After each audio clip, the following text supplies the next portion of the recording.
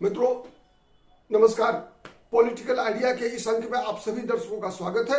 मित्रों, कल दिल्ली में चुनाव का परिणाम आ गया, विधानसभा चुनाव का। सबको पता है कि भारतीय जनता पार्टी की वहां सरकार बन रही है। अब अगला चुनाव कहाँ है पता है आपको? अगला चुनाव है बिहार में। बिहार में विधानसभा का चुनाव इसी साल अक्टूबर महीने में होना है। और बिहार में भी जो चुनाव होता है ये देश भर के लिए एक तरह से अट्रैक्शन का केंद्र होता है बिहार। क्योंकि बिहार का चुनाव पता है बिहारी तरीके से लड़ा जाता है। बिहारी तरीका क्या है? बिहारी तरीका है कि उस चुनाव के दौरान हर वो कुछ दिखेगा जो आप कह सकते हैं कि अगर मैं फिल्मी भाषा में बात करूं तो शब्दों से मारधार एक्शन से भरपूर जो फिल्म होती है उसी प्रकार की स्क्रिप्ट बिहार के चुनाव की लिखी जाती है। ठीक है, अब आप देखेंगे कि बिहार में जो नैरेटिव तैयार करने का प्रयास होगा, हर दल के लोग अपने अपने पक्ष में नैरेटिव तैयार करने का प्रयास करेंगे। एक पार्टी से दूसरी पार्टी में दल बदल का खेल शुरू होगा।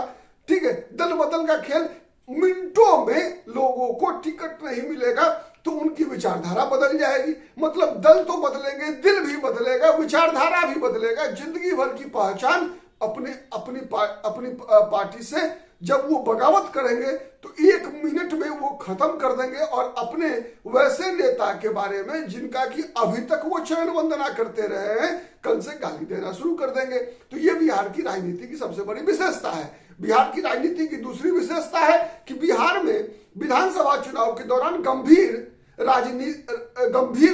राजनीति के बदले जब चुनाव का अभियान शुरू होगा तो आप देखेंगे कि जहां कहीं भी कोई पढ़ा लिखा उम्मीदवार होगा, जहां कहीं भी गंभीर राजनीतिक कोई चुनाव लड़ रहा होगा, उसकी चर्चा मीडिया में कम होगी। मीडिया में चर्चा किसकी होगी? बाहुबलियों की होगी।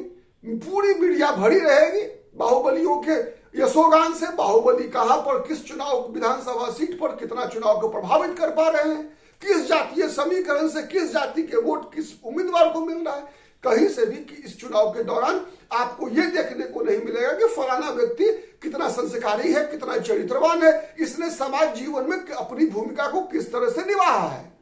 ठीक है, समाज के लिए इस व्यक्ति का योगदान कितना है, गरीबों के प्रति इसकी आस्था कितनी है, इसका हमदर्दी कितना है, विचारधारा से इसका अब तक का क्या उपलब्धि रही है।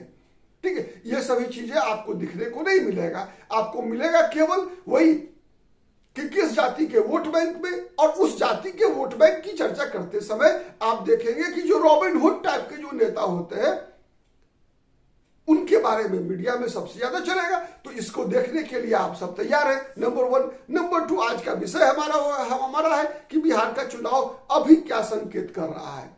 देखिए एक चीज तो तय है कि जिस प्रकार से दिल्ली का परिणाम आया है, इससे कम से कम एनडीए के लोगों का तो मनोबल बहुत ही ज्यादा बढ़ा हुआ होगा। वैसे भी वर्तमान जो समीकरण है उसमें जो ये 5 दल अगर एक साथ जो वर्तमान अभी जो स्वरूप है एनडीए का, मतलब भारतीय जनता पार्टी, नीतीश कुमार, चिराग पासवान, जीतन राम मांझी और उपेंद्र कुशवाहा, ये जो पांडव हैं, ये जो 5 रत्न है एनडीए के, अगर ये एक साथ रहे तो मुझे लगता है कि इसको हराना नामुमकिन है।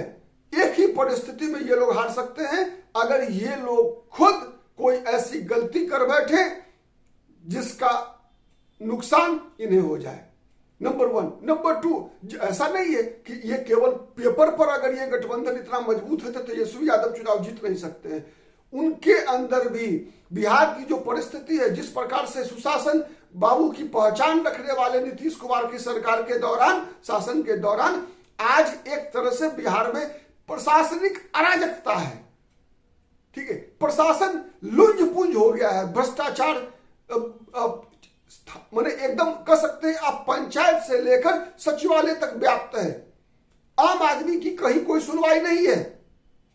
ऐसी इससे बेहतर गोल्डन अपॉर्चुनिटी तेजस्वी यादव को शायद इस जीवन में नहीं मिलेगा, जब नीतीश कुमार की साख एकदम लगभग खत्म हो चुकी है। बिहार का बच्चा नीतीश कुमार 2005 से 10 के बीच में सुशासन बाबू के रूप में जाने जाते थे, जो नीतीश कुमार के बारे में लोग कहा करते थे कि नीतीश कुमार 3C से कभी कंप्रोमाइज नहीं करेंगे, क्राइम, करप्शन एंड कम्युनलिज्म। वही नीतीश कुमार आज क्राइम से भी कंप्रोमाइज करते हुए दिख रहे हैं। ठीक है, क्राइम से माने सब तीनों सी के बदले में एक ही बात आ गई है, compromise for everything, compromise for chair, ये कह सकते हैं आप। इसमें भी चेयर में भी सी है मित्रों, कंप्रोमाइज में भी सी है और चेयर में भी सी है।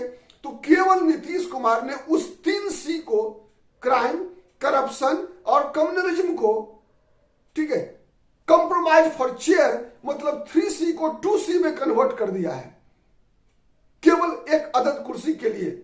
नीतीश कुमार की जो पहचान थी उस पहचान को नीतीश कुमार ने खत्म कर लिया।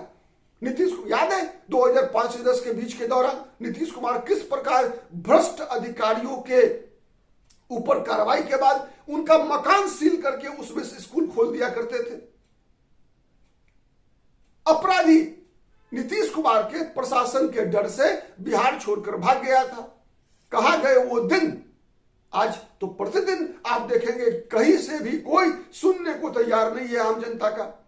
तो इससे बेहतर मौका तेजस्वी यादव के लिए कभी नहीं मिलेगा।